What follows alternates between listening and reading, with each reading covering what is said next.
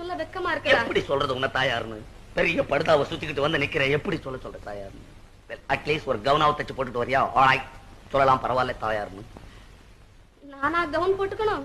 என்ன, நாங்க ஃபாரின்ல படிச்சது, நீங்க தான் கவுன் போடணும், வேற யார் போடுவான்னு நினைச்சுக்கிட்டு இருக்கேன். யாராவது வந்து கேட்டா மோகன் மேல தூங்குறான், மோகன் படிச்சுக்கிட்டு இருக்கான்னு பேரை சொல்றேன், அசிங்கமா தெரியல? பின்ன வேற எப்படிதான்டா சொல்றது? துரை தூங்குறார், துரை படிச்சுக்கிட்டு இருக்கார் அப்படின்னு சொல்லு.